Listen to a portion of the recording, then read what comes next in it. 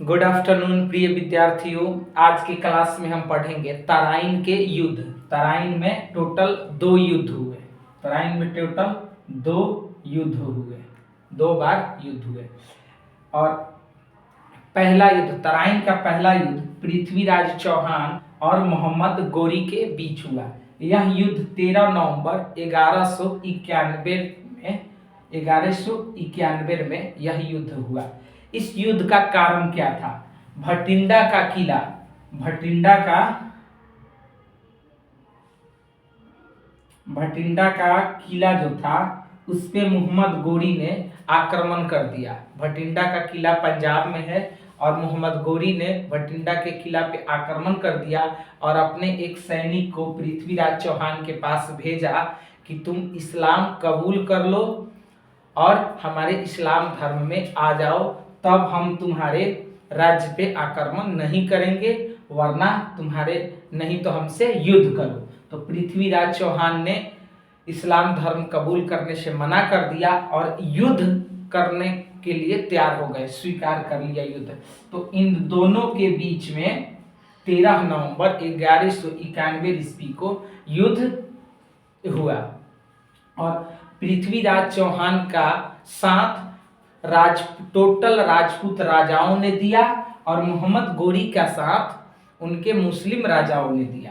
पृथ्वीराज चौहान के पास कम से कम 2 लाख सैनिक था और मोहम्मद गोरी के पास 1 लाख सैनिक था। और पृथ्वीराज चौहान के 2 लाख सैनिकों में कुशल लड़ाई योद्धा थे और दोनों सैनिकों के बीच में 13 नवंबर 1191 ईस्वी को तराइन का प्रथम युद्ध हुआ और इस युद्ध में बुरा तरह से मोहम्मद गोरी की हार हो गई और पृथ्वीराज चौहान की जीत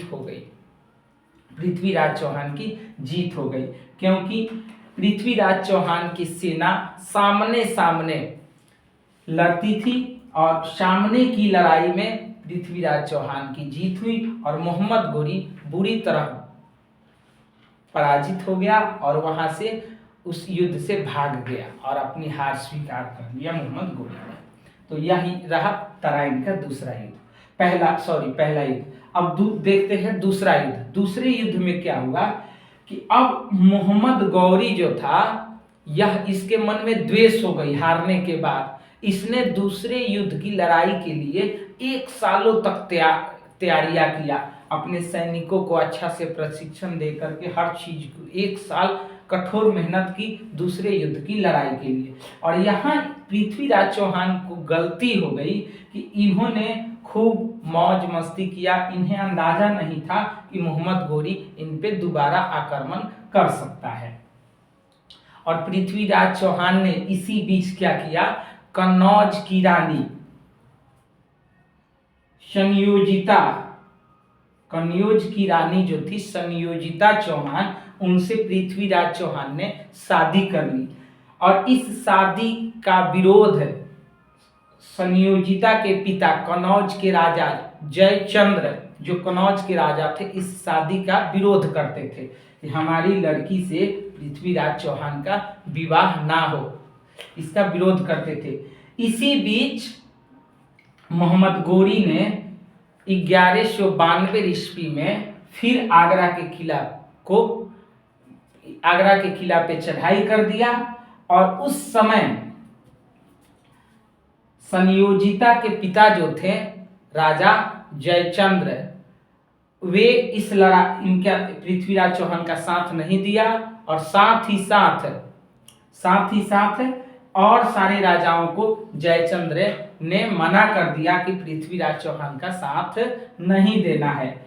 और इसके बाद लड़ाई प्रारंभ हुई 1192 में, 1 साल के बाद। और लड़ाई में क्या हुआ कि मोहम्मद गोरी ने युद्ध के धर्म के अनुसार सूर्योदय से पहले ही आक्रमण कर दिया पृथ्वीराज चौहान के सैनिकों पे और काफी सैनिकों को मार दिया।